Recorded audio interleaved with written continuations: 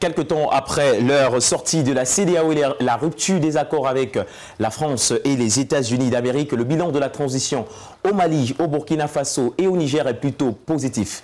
Ont-ils donc eu raison de rompre les accords avec ces puissances occidentales? Nous en parlons dans cette autre livraison, l'After News sur Global LTV. Mesdames, Messieurs, bienvenue et à tout de suite. Dr Col François, notre consultant permanent, bienvenue. Merci Pythagore, bonsoir et bonsoir à tous nos téléspectateurs. Suzanne Kalalobé n'est plus la journaliste et éditorialiste camerounaise, aura marqué de son empreinte l'univers médiatique au Cameroun et même en Afrique. Dr Col François, c'est une grosse perte pour nous. Oui, il faut dire que le départ dans l'au-delà de Suzanne Kalalobé peut être vu sur au minimum de 2 angles. Suzanne a été une figure de pro dans la lutte pour la libération de la parole au Cameroun. On sait tous les combats qu'elle a menés aux côtés de Anissé Kane et bien d'autres figures emblématiques. On peut citer entre autres Pius Ndiaye, j'ai cité Anissé Kane tout à l'heure, et même beaucoup d'autres nationalistes, parce que vous savez que tous appartenaient pratiquement à la bande de l'UPC qui avait été interdite et qui était par contre le seul parti légalisé avant l'UNC. Et donc cette dame a mené une lutte acharnée pour la libération de la parole dans les années de braise, les années dites de braise entre 90 et 92. Elle a donc été cette figure de proue qui a drainé beaucoup d'assentiments et beaucoup de reconnaissance en sa faveur. Je disais que c'était au moins sur 2 plans. Le second plan, c'est celui des médias. Vous savez, Suzanne était cette dame de poigne dont la verve et le verbe étaient totalement libres et était capable, tel que les informations sont revenues, les témoignages passés par le revenaient, était capable de dire tantôt à ses patrons dans les médias où elle a eu à exercer, en les tutoyant calmement et simplement, en leur rappelant que ses droits ne pouvaient pas être bafoués ou alors que ses positions ne pouvaient pas être décolorées parce qu'elle disait ce qu'elle pensait. On se rappelle par exemple son émission Polémicos dans une chaîne de télé au niveau du Cameroun. On sait la ligne éditoriale de cette chaîne de télé. On peut donc regretter que cette dame soit partie ainsi, mais on peut se réjouir parce qu'elle a laissé un bel héritage au monde médiatique. Elle a laissé un bel héritage aux jeunes Camerounais qui pourront s'inspirer de ses combats lorsqu'elle était encore vivante. On sait que c'est pratiquement il y a 10 ans par là qu'elle a été cooptée dans le Conseil national de la communication. En 2013. En 2013, pratiquement 11 ans aujourd'hui, où on sait les positions qu'elle a prises, notamment sur la dernière affaire, celle de l'affaire Martinez-Ogo. On connaît les positions tranchées qu'elle a eu à prendre, dont nous pouvons estimer que cette dame avait un côté caractériel remarquable qui pourrait inspirer des personnes qui veulent être audacieuses et qui ont des convictions et qui pensent que ce qu'ils disent reste vrai et devrait être pris comme tel. Un exemple donc à suivre, Dr Col François. Nous profitons de l'occasion pour adresser nos sincères condoléances à la famille ainsi qu'à toute la communauté médiatique camerounaise. On va fermer cette page triste rapidement pour revenir dans cette question qui a retenu notre attention dans cette autre édition de l'After News. Le Mali, le Burkina Faso et le Niger ont-ils eu raison de prendre des mesures sévères vis-à-vis de la France et des États-Unis d'Amérique alors que le bilan qu'on note de ces pays depuis qu'ils ont rompu avec ces puissances occidentales est positif? On va planter le décor avec justement ce reportage que nous propose notre réalisation et on se retrouve juste après. L'annonce est tombée le 28 janvier 2024. Le Niger, le Mali et le Burkina Faso ont décidé de quitter la communauté économique des États de l'Afrique de l'Ouest. En effet, ces 3 pays ont accusé la CEDEAO d'être inféodée à la France. Ceux-ci, voulant donc rompre tout lien avec l'ex-puissance coloniale, ont créé l'Alliance des États du Sahel qui aujourd'hui est confédérée. Il faut commencer à dire que la CEDEAO était le bras armé de la France. Lorsqu'il y a eu la crise dans ces pays, la France s'est appuyée sur la CEDEAO pour sanctionner, pour affaiblir ces pays. Vous ne pouvez pas être dans une organisation qui fait tout pour vous anéantir. Donc la sortie de la CEDEAO est logique dans le contexte actuel. Je dois dire qu'ils ne sont pas sortis de la CEDEAO pour rien. La CEDEAO les a combattus. La CEDEAO n'a pas voulu qu'ils aient leur souveraineté. La CEDEAO a voulu les inféoder. La CEDEAO leur apporte quoi? Ils ont eu le temps de faire un bilan. quand ils sortent de la CEDEAO, ils sont en désaccord avec la CEDEAO. Notons qu'à plusieurs reprises, les actions menées par la France ou même les États-Unis d'Amérique dans ces 3 pays en proie au terrorisme n'auront pas suffi à repousser la menace djihadiste. Accusés d'exploiter, de piller et de rechercher l'intérêt personnel au détriment de la sécurité dans ces pays, le Mali, le Burkina Faso et le Niger ont tourné définitivement le dos à ces puissances occidentales. Aujourd'hui, alors que les autorités en place dans les États du Sahel se sont tournées vers la Russie, les résultats sont plutôt probants, comme ils l'affirment eux-mêmes, et le Niger en est un exemple parfait. Ils ont eu le temps de faire le bilan. Et suite à ce bilan, ils ont estimé que rien n'avançait et qu'il était temps de rompre. Ils ont rompu, ils sont maintenant avec la Russie et c'est à eux de juger, c'est pas à nous de juger. C'est à eux de juger si quelque chose a avancé et si l'on s'en tient à ce qu'ils disent, je pense qu'ils sont dans le bon chemin. Et aujourd'hui, ils ont un élément comparatif qui montre à souhait qu'ils ont fait un choix qui était le meilleur. Tout le monde voit les résultats de la présence russe dans les pays du Sahel. Très rapidement, on s'est rendu compte que la France n'était pas venue pour en finir avec le terrorisme dans le Sahel. Elle a installé le terrorisme dans le Sahel, qui plus est, pour profiter de l'affaiblissement sécuritaire de ces pays pour continuer à les piller. En quelques années, on a bien vu que le problème de la sécurité dans ce Sahel se pose en termes d'appui sérieux. Et l'appui russe a montré que la situation s'améliore.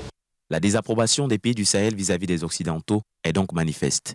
Le rabrement de la France et des États-Unis dans leur territoire ont annoncé une nouvelle ère dans ces pays, alors qu'ils sont à présent responsables de l'avenir de leurs différents États, sans aucune mainmise occidentale. Le bilan est donc positif depuis lors, et à cet effet, l'on est en droit de se demander si le Niger, le Mali et le Burkina Faso n'ont pas eu raison de prendre ces mesures vis-à-vis de ces puissances occidentales. Au-delà de leur raison, il faut dire que c'est la seule solution viable pour l'Afrique. L'Afrique ne peut pas être indéfiniment un continent dans l'étau dirigé de l'extérieur. C'est l'unique voie du succès du développement de l'Afrique, c'est de se sortir de l'État, de la domination des Occidentaux et d'engager son processus uniquement en tenant compte de ses objectifs et de ses intérêts. Vous savez, depuis la colonisation, nous sommes avec la France, nous sommes avec les États-Unis, nous sommes avec l'Union européenne. Et il y a d'autres pays qui étaient au même niveau que nous à cette époque-là, qui ont dû prospérer sans l'apport de la France ni des États-Unis. Je pense que le bilan a été fait depuis les indépendances pour constater qu'on peut garder notre souveraineté et que nous pouvons avoir des partenaires multiformes. Et la Russie fait partie de ces partenaires. Alors que les résultats semblent leur donner raison, il est tentant de se demander si les autres pays africains ne devraient emboîter le pas des pays du Sahel pour se libérer complètement du joug occidental et prendre en main leur avenir. La dynamique de l'Afrique de l'Ouest est en train de changer la mentalité des Africains qui comprennent que ce qu'on leur dit depuis, que ça l'Occident, l'Afrique n'existera pas, est exactement le contraire. Les pays du Sahel ont pris les devants. Il faut que les autres pays suivent. Ce sont des choses qui ne se font pas du jour au lendemain, c'est des choses qu'on prépare. La première chose, c'est de se mettre en symbiose avec son peuple. Parce que le peuple, c'est lui qui est souverain. C'est lui qui transmet la souveraineté aux dirigeants. Donc il faut savoir que c'est le peuple qui doit être en symbiose avec son administration et les choses iront mieux. Le Niger, le Mali et le Burkina Faso sont donc la preuve aujourd'hui que seuls les Africains eux-mêmes détiennent les clés de leur liberté et de leur émergence. Voilà, merci à la réalisation pour cet élément. Dr Col François, en tant que panafricaniste, comment avez-vous apprécié la décision qu'on qualifierait d'osée prise par les dirigeants du Mali, du Burkina Faso et du Niger vis-à-vis de la France et des États-Unis d'Amérique? Non, mais on ne peut pas seulement dire que c'est une décision osée. C'était une décision attendue. Si nous voyons à peu près vous avez présenté comme un panafricaniste. Si vous regardez un peu les projections, les projets qu'avaient les pères fondateurs du panafricanisme tel qu'il a été pensé par Kwame Nkrumah et les autres jusqu'au niveau de Kadhafi et des nouveaux panafricanistes que nous pouvons observer aujourd'hui, on a toujours pensé que les Africains avaient cette capacité de se prendre en main, que ce soit pour le développement industriel, technologique, social et ainsi de suite. Donc nous pensons que les dirigeants de la Confédération du Sahel ont fait ce qu'il leur revenait de faire. Ils ont fait ce que le peuple attendait qu'ils fassent. Et une fois qu'ils ont pris leurs responsabilités en main, nous avons dit ici une fois, les fruits ne pouvaient que suivre. Aujourd'hui, de voir ces pays tenir plus d'1 an après, plus de 6 mois après la sortie de la CEDEAO, et qu'on voit plutôt la convoitise dont ils sont objets auprès de l'ancienne organisation régionale, mais on est en droit de se réjouir de cette décision qui a été prise de main de maître par ces dirigeants de la Confédération du Sahel. Et justement, vous parlez de ce qui est fait 7 mois ou 6 mois après cette décision. Dr Claude François, quel est, selon vous, le bilan que vous pouvez justement faire de ces 3 pays quelques temps après leur sortie de la CEDEAO et la rupture des alliances avec la France et les États-Unis d'Amérique? Le premier bilan ici, il est mental, il est psychologique. Vous savez, nous avons tous été tout petits et avons vécu parfois, ou alors avons traversé des cours où il y avait souvent des chiens. Et parfois, vous disiez, ne passe pas par là parce qu'il y a un gros chien, il y a un bulldog, il y a un berger allemand, il y a un chien et race qui y est. Et parfois, c'était le chemin le plus court, ou alors, après ce bâtiment, ce domaine-là, il y avait quelque chose qui attirait, n'est-ce pas, la jeunesse de ce côté. Et tant que vous aviez peur, vous ne preniez pas votre responsabilité en main, croyant avoir peur d'un chien, qui parfois n'était même plus vivant dans cette maison, qui parfois avait été vendu, qui parfois était mort. Vous resteriez donc à l'écart du bonheur que vous attendez de l'autre côté. Je pense que les dirigeants de la Confédération ont compris qu'il fallait que quelqu'un essaie de faire quelque chose. Et on ne peut jamais vous accuser d'avoir échoué si jamais vous n'avez pas osé. Et je vous dis, le premier bilan état psychologique, ça veut dire que quoi? Ça veut dire que ça rapporte auprès de la jeunesse, auprès de la population. D'abord, je parle de la jeunesse, pourquoi? Parce qu'il a démontré que près de 70% de la population de l'Afrique noire subsaharienne est pratiquement composée des jeunes de moins de 35 ans. Imaginez-vous donc ces jeunes écoliers, ces jeunes lycéens qui sont au fait de ce qui se passe dans leur environnement aujourd'hui, qui sont au fait de ce qui s'est passé avec leurs parents et qui se rendent compte que l'Afrique dont on disait ne pouvoir vivre sans l'apport des Occidentaux ou des Blancs, comme on l'appelait communément, ou de façon triviale, mais qu'on voit qu'après que les dirigeants soient arrivés avec cette nouvelle donne, que leur pays commence à s'émanciper, que la liberté commence à s'installer et que les fruits de la croissance commencent à être cueillis, je crois que c'est d'abord là le premier bilan. Maintenant, on peut sectoriellement analyser le bilan sur le plan économique, sur le plan agricole, sur le plan technologique, sur le plan politique, sur le plan financier, et ainsi de suite. Mais nous pouvons déjà dire que sur le plan économique, à partir du moment où les ressources qui vous appartiennent, qui vous ont toujours appartenu, ne sont plus obligées d'être gérées. C'est-à-dire que exploiter, non, d'abord explorer, ensuite exploiter, ensuite vendu et acheté par la même puissance qui, de fait, établit dans les prix de commerce. Parce que imaginez-vous, quelqu'un qui vient chez vous, exploite votre sous-sol, l'exploite et fixe les prix de vente. À la fin, vous n'avez que du mini-fretteur. Donc nous pouvons croire et nous osons croire que le bilan aujourd'hui sur le plan économique, par exemple, est largement positif. Sur le plan militaire, la synergie des forces qui est en train de s'installer aujourd'hui, déjà entre les pays du Sahel, ramener les armées en confiance, ramener la solidarité entre les différents corps de l'État et entre les différents corps de ces 3 pays. À savoir que si je suis attaqué, je ne suis plus le seul à aller vers le front. Ou alors, mon voisin ne servira plus de lorgnière à l'ennemi qui pourrait passer par pour venir m'attaquer. Ou alors, si l'ennemi même décède à l'intérieur de mon territoire, il ne pourra pas sortir ici, même s'il m'échappe, arrivé au niveau des frontières de mon État, quelqu'un d'autre va le ramener sur place et lui dire tu vas répondre de tes actions. Sur ce plan-là, la psychologie de l'homme, la psychologie militaire voudrait que quand un militaire est rassuré de savoir qu'il y a les partenaires avec qui il peut collaborer, sur qui il peut compter, je vous assure que même celui qui vient l'attaquer réfléchit par 2 fois parce que une chose est sûre, il est certain qu'il ne va pas être confronté à son seul adversaire, mais cet adversaire a beaucoup d'autres alliés sur le plan sous-régional. Alors, Dr Cole-François, pour vous relancer justement, est-ce qu'aujourd'hui, on va dire que le problème dans ces trois pays, puisqu'on voit une nette amélioration, une certaine transformation après qu'ils aient rompu avec la France et les États-Unis, est-ce qu'on peut dire que le problème de ces pays-là, justement, était la France et les États-Unis d'Amérique? Mais je pense que il ne faut même pas faire les grandes universités pour comprendre que la France constitue, non seulement pour ces trois pays, mais pour tous les pays d'Action franche, du moins les pays qui utilisent le franc CFA. La France est un véritable obstacle à leur émancipation globale. Oui. Quel que soit le terrain sur lequel vous allez vous placer, vous vous rendez compte. D'ailleurs, est-ce que vous pouvez vous imaginer que dans les accords coloniaux, on vous dise, si vous avez un problème dans votre État, que vous êtes attaqué par un ennemi, pour que vous puissiez faire quoi que ce soit, vous demandez d'abord la permission de la France. Un autre État, peut-être occidental, même africain, ne peut pas venir vous aider si la France n'a pas donné son accord. Vous vendez votre cacao, vous vendez votre or, vous vendez votre diamant à l'extérieur. En fait, l'acheteur va négocier le prix avec la France. La France vend peut-être 100 francs.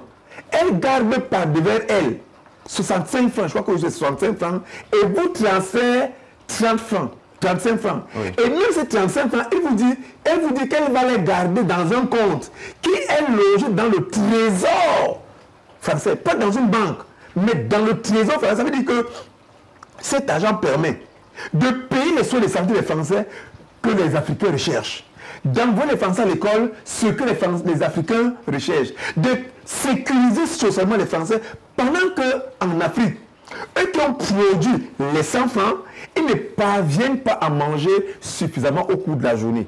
Et à ce moment-là, vous savez, si un peuple ne peut pas se rassasier, ne peut pas bien manger, ne peut pas se soigner, ne peut pas se vêtir, même les projets ne peuvent pas nourrir parce que nous sommes encore au niveau de la base de nos premiers rudiments de survie qui sont nous nourrir, nous habiller, et ainsi de suite. Du coup, quand un peuple sent déjà qu'il peut se prendre à main, dans le peuple se pose au niveau du manger ou du bois ou se vêtir, alors ce peuple peut commencer à extérioriser au niveau de sa matière grise l'essence même de ce qu'il a.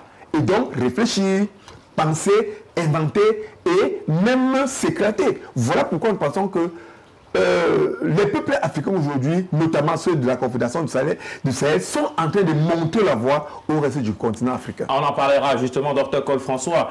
Mais maintenant, vous avez parlé justement des avantages que la France, par exemple, a sur sur sa présence en Afrique, et notamment dans les pays d'Afrique francophone. Dr Cole-François, il y aura certainement des représailles. Après ce qui s'est passé dans les pays de l'Alliance des États du Sahel, il y aura des représailles. Est-ce que ces pays-là, aujourd'hui, seront à mesure, Dr Cole-François, de faire face à ces représailles-là et justement d'assumer les décisions prises envers ces puissances, dont la France et les États-Unis? Vous savez, je l'ai dit ici sur ce plateau une fois, les représailles ne vont pas manquer. Et elles vont se présenter sous plusieurs formes. Vous savez, au moment où les chefs d'État actuels prenaient la souveraineté de leurs États en main pour l'émancipation de leur peuple, on avait, et là écoutez-moi très bien, oui, on avait sûrement quelques Africains originaires de ces pays qui étaient encore en Europe, soit dans les grandes universités, soit dans les centres de formation militaire, les écoles de guerre, et ainsi de suite. Et vous savez que l'université, ou alors les écoles, ont naturellement pour vocation de laver, de lessiver les cerveaux. Et donc, ces peuples, ces fils de ces États vont rentrer naturellement dans leur pays.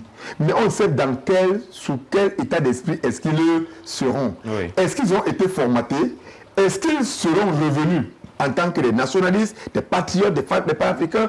On ne peut pas savoir. Ils pourront donc constituer une source de représailles internes. À côté de cela, on a vu, après que le Burkina ait refoulé la France, on a vu les soldats français commencer à chercher les replis au niveau, n'est-ce pas, du Bénin, au niveau de la Côte d'Ivoire, du Sénégal, de l'Algérie et même du Tchad. Vous avez vu les scores jusqu'au niveau du port de Douala lorsqu'ils transportaient le matériel. Mais qu'est-ce qui vous rassure que les troupes ont définitivement quitté les lieux? Qu'est-ce Qu'est-ce qui vous rassure que les drones qu'ils utilisaient ont totalement quitté les lieux? Qu'est-ce qui vous rassure qu'ils ne sont pas partis en laissant les balises? Vous comprenez un tout petit peu. Pour dire quoi? Pour dire simplement que les représailles vont arriver. Mais ces militaires qui ont pris la souveraineté des États en main savent très bien que leurs règnes ne seront pas des règnes de tout repos. Ils devront batailler dur, premièrement, pour conquérir les cœurs de leur peuple. Parce qu'une fois que votre peuple est derrière vous, vous devez gagner la guerre au minimum à 70%. Au moins, parce que là, vous êtes garanti pour ce qui est du renseignement prévisionnel. Puisque les terroristes, qu'ils soient à l'extérieur ou à l'intérieur, ont toujours tendance à se camoufler dans la population. Mais quand la population est acquise pour la cause de ces dirigeants, il serait difficile que les terroristes, que les renégats, que les bandits viennent se cacher au sein de la population. Maintenant, si la population elle-même commence à faire son propre bilan, parce que nous pouvons dire des choses, les médias peuvent dire des choses, les dirigeants peuvent dire des choses, mais si les peuples eux-mêmes se rendent compte du changement consubstantiel et substantiel de leurs conditions de vie, de leurs conditions de travail, et se rendent compte que le travail qu'ils prenaient le risque de mourir dans le désert pour aller rechercher en Europe, n'ont plus besoin de repartir en Europe parce qu'ils trouvent le même travail sur place, dans les États, je vous assure, la répression sera forte. Mais la victoire sera certaine parce que ces dirigeants ne combattront pas seuls. Voilà. Alors, Dr Cole-François, le Mali, le Burkina Faso et le Niger peuvent-ils donc être pris comme des exemples ou des modèles à suivre en Afrique? C'est ce qui constituera la deuxième partie de cette édition de l'After News. On va marquer une petite pause, le temps de souffler un tout petit peu.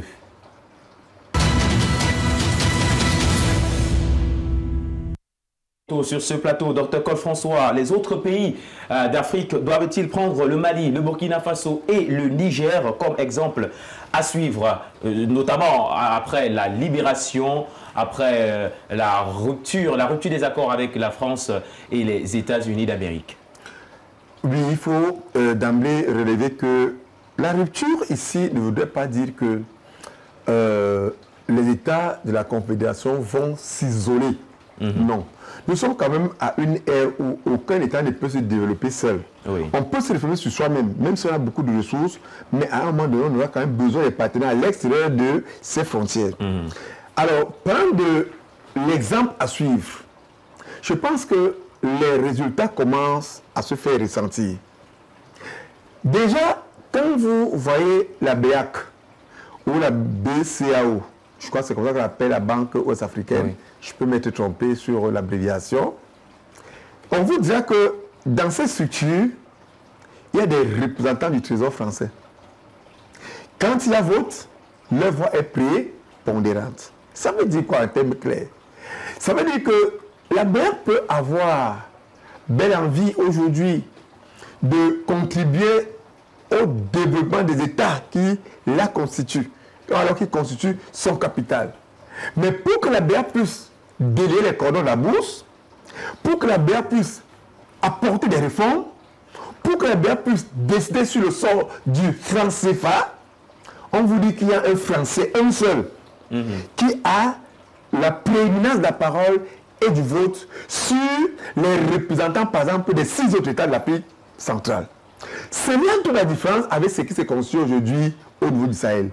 Il n'y aura pas ce genre de personnage lorsque la Banque des États du Sahel sera mise en place. Il n'y aura pas un Français qui viendra dire que non ou oui, et que les autres se taisent et que sa seule volonté sera accomplie. Non, il n'y en aura pas. Déjà, à partir de cet exemple-là, cela montre que les États du Sahel ont pris en main leur propre développement. Ce qui devrait de fait encourager les autres regroupements sous-régionaux à pouvoir s'émanciper de la sorte. Mais ce serait un peu difficile. Parce qu'on vous dira quelque part que, pour le cas de l'UA, l'Union africaine, que l'Union africaine a été financée par tel État, le capital est détenu à 70% par tel organisme international, et du coup, vous vous rendez compte que vous ne pouvez donc pas vous émerger vous-même si vous n'avez pas la souveraineté de vos capitaux. Or, l'AES est en train de démontrer aujourd'hui que toutes ces imaginations là, quand vous avez renfermé en lui disant « Oh, si vous tentez de quitter la France, vous n'aurez plus fréquenté, vous n'aurez plus de livres, vous n'aurez plus de salaire, vous n'aurez plus... » Aujourd'hui, tout cela est battu en brèche. Au contraire, on a plutôt l'impression que c'est une émancipation qui est en train de s'installer. Et regardez simplement. Docteur Cole-François, est-ce que les pays africains, justement, n'osaient pas, comme les pays du Sahel, parce que justement, il y avait cette crainte-là que sans la France, on ne peut pas faire? Il y avait cette épée de Damoclès. On vous dit, si vous tentez, on vous dégomme. Oui. Si vous tentez, dès que vous commencez à réfléchir comment faire pour vous émanciper, vous entendez qu'il y a une rébellion qui est aux portes de telle capitale, de votre capitale. Oui. Et dès que ça est dit ainsi, ça vous tasse. Dès que vous revenez à la normale, la rébellion disparaît. À se demander si ces rébellions étaient manipulées par un bouton tel que dès que vous voulez vous émanciper, un bouton appuyé et les rebelles ne cèdent pas et d'autres aux portes de votre capitale. Ce qui démontre à suffire, comme l'ont condamné, dit et condamné ici, que la présence des forces occidentales avait plutôt pour but d'entretenir la rébellion de laquelle ils devaient se servir. Lorsque les chefs d'État des pays africains osaient simplement imaginer s'émanciper. Oui. Du coup, on a réussi à les garder dans les éteignoirs au point où toutes les richesses, bon, pas toutes parce que nous sommes reconnaissants parce qu'il y a encore assez de richesses, où une bonne partie des richesses des États africains ont été dilapidées uniquement parce qu'une épée de Damoclès pesait sur la tête de chacun de ces chefs d'État qui était dit démocratiquement élu. Mais si un chef d'État est démocratiquement élu, ça veut dire qu'il est élu par son peuple. Comment devait-il encore avoir peur? Puisqu'en réalité, il devait prendre le destin de son peuple en main, sachant que si un peuple, le peuple le défendrait. Mais dès que ça n'allait pas, du Soubana fait les frais. On sait à peu près comment ça s'est passé avec le problème de la Elf. On peut citer comme ça, Mouteka, même en Afrique centrale. Alors, docteur Cole-François, vous avez justement suggéré, ou alors vous pensez que les pays africains aujourd'hui devraient suivre l'exemple du Mali, du Burkina Faso et du Niger. Mais la question qui se pose également, docteur Cole-François, est celle de savoir qu'est-ce qu'il faut faire. Que faut-il à ces pays-là justement pour oser comme les pays de la Confédération de l'Alliance des États du Sahel? Bon, je ne veux pas prescrire un mode opératoire. Je ne veux même pas conseiller peut-être que... Mais ça pourrait arriver. C'est vrai qu'on ne peut pas compter sur l'échiquier des chefs d'État actuels qui sont dans les États de l'Afrique noire francophone, pour ne parler que de... Parce que au niveau des pays comme le Ghana, le Nigeria, on voit quand même, qui sont des pays anglophones, on voit un peu le changement, les alternances, ce qui n'est pas totalement le cas dans les pays francophones. Même si là nous lisons la démocratie sous le prisme de la définition que nous ont apportée, n'est-ce pas, les Européens. Donc si on prend le prisme de leur lecture démocratique, on peut dire que ce n'est pas la même façon que les Africains de l'Afrique francophone gèrent l'alternance dans l'État comme au niveau de l'Afrique noire anglophone. Toutefois, si on pouvait suggérer une piste de solution pour que les autres États africains puissent rejoindre la mouvance. Mais tout ce qu'il faut faire, c'est de rédiger une demande et adhérer à l'AES. Qu'est-ce qui empêche le Niger, je veux dire le Tchad, le Cameroun, le Nigeria, le Sénégal, tous ces États-là, de joindre, n'est-ce pas, la Confédération? Est-ce que vous prétendez, docteur Cole-François, qu'aujourd'hui la solution de l'Afrique, c'est la Confédération de l'Alliance des États du Sahel? Oui, mais puisque, comme on l'a dit tout à l'heure, on constate au moins qu'avec la Confédération du Sahel, ils sont pragmatiques. Ils savent où ils vont. On pourrait créer, docteur Cole-François, d'autres confédérations. Peut-être en dehors de la Confédération de l'Alliance des États du Sahel, faire d'autres confédérations avec d'autres pays. Mais dans ce cas, donc, on avait la confédération actuelle, la CEMAC, la CAO, la CEDEAO, la COSAFA, et ainsi de suite. On n'a donc pas besoin d'aller les créer parce que ces États existent. Mais à l'état actuel, ces confédérations existent. Enfin, ces regroupements, que je n'appelle pas confédération cette fois-ci, ces regroupements existent, mais c'est l'idéologie. Or, si vous adhérez aujourd'hui à la Confédération du Sahel, vous entrez et vous trouvez une idéologie à laquelle vous vous conformez.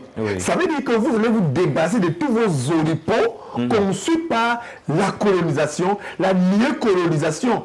à laquelle vous êtes assujetti aujourd'hui, à ce moment-là, vous serez prêt à dire que mon peuple passe avant mon intérêt. Le débat structurel de mes États passera avant mon émancipation personnelle. Je serai prêt à fournir à mon peuple des machines agricoles. Je vais réaliser, par exemple, les relations multilatérales ou bilatérales avec d'autres États dont l'apport permettra à mon peuple d'émerger. Vous voyez souvent dans nos pays, on a la tendance, et même c'est là où la France se soit agrippée, ramener tout à l'individu.